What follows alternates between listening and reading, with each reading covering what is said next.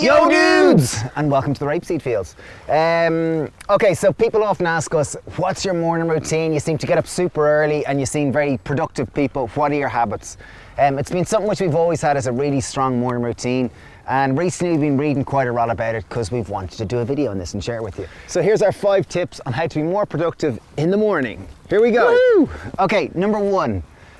Often people negate how you feel. How you feel is so important to how productive you are. So first thing in the morning, if you can do a couple of things for yourself that really make you feel good. Because when you feel good, you're much more likely to be productive, make better decisions, and own the day, take charge of your day. Whereas conversely, if you don't feel good, you're going to be more tired, you'll be sloppy with your decision making, you might feel overwhelmed, and you'll be far less productive. So number 1, enable habits that make you feel good. So whether that's a little bit of meditation, whether it's walking, whether it's taking your time and reading something for yourself, something that you really feel like you're doing for yourself.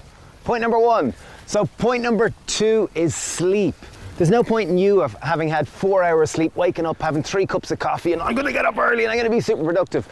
Even if you've had 3 cups of coffee, if you've only had 4 hours sleep, it's just not going to do you justice. There was a study done, Anderson did a study back in, what year was it? 1993. 1993, and it was kind of the 10,000 hour rule, that to do 10,000 hours you become an expert in that. So we shot a good video on sleep, check it out, but just in summary, the people that were getting the 10,000 hour rule, or the experts in their field, they were sleeping on average 8.3 hours a night. In America, the average sleep is 6.7 hours. In Ireland, it's 7.2 hours. So ideally, try to get 8 hours sleep if you can. Ideally, if we're getting up at 5:30 in the morning, typically I'll go to bed about 9:30. So try to get a good night's sleep. Beautiful, okay. Thank you. There you are, you're fun. Okay, so point number 3, not everyone is made the same. So I think to work with where your body clock is at is so fundamental. We're early birds, we've always been early birds. We're larks, other people are owls, as in night kind of type people. And I think for us it's been because our mom always instilled in us, get up and get stuck into the day. So that was kind of driven into us.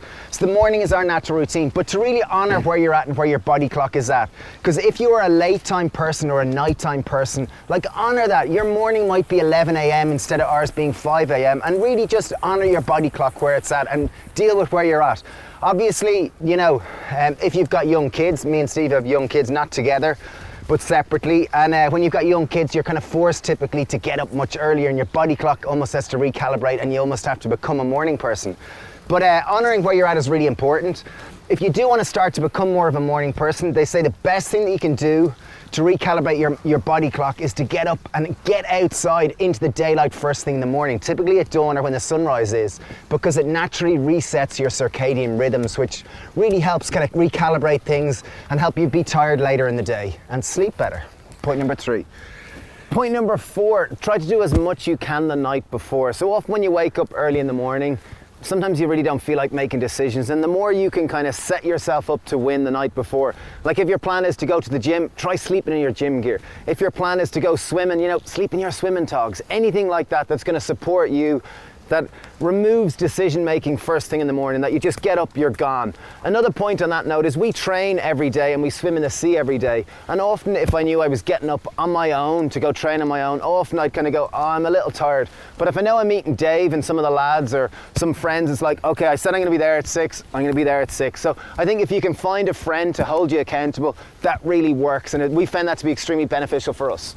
Beautiful. Okay, my go. Point 5. Point number 5. Okay, I think we got 6 points in this. Okay, so point number 5 is movement and hydration. We're mammals, and movement pumps blood around your body. It pumps oxygen around your body to your brain, to all the muscles in your body, and it makes you feel good. So first thing in the morning, I think something to enable is some form of movement, whether it's a walk, whether it's 10 minutes stretching, whether it's some form of movement to get the blood going around your body, because when the blood goes around your body, it'll release serotonin, endorphins in your brain, even oxytocin. Oxytocin is one of the main hormones.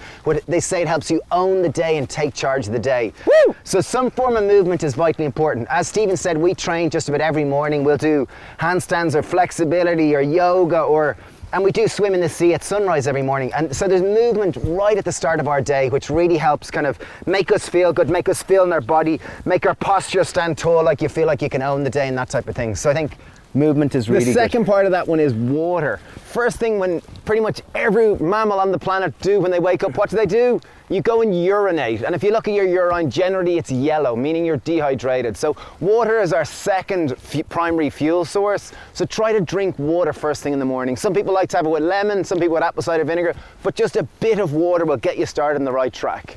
Beautiful. Okay, final point. I think it's a good one, and it's probably really more affected on the how to be effective kind of thing, is the 80-20 rule.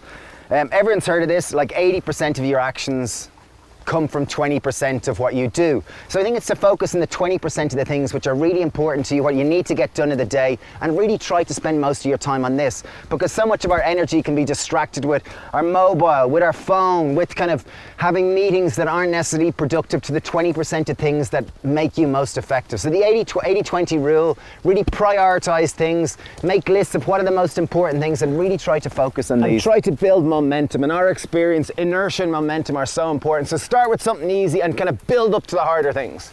That's our 5.5 tips on how to be more productive. Kind of six tips. But I guess we've been morning persons for so long. Morning we really persons, have people. Morning people for so long, and it's been something which has really helped us take charge of the day. Obviously, we're not hyper efficient, but we're doing our best, and we're quite productive people. So yeah, I guess below, if you can let us know your comments of what you find to be really good for morning routines. Genuinely be fascinated to know. And to help our community. Thanks a mil for watching, sending loads of love from the beautiful sunny rapeseed field, and wishing you a good productive morning. Cheers. Bye. Bye.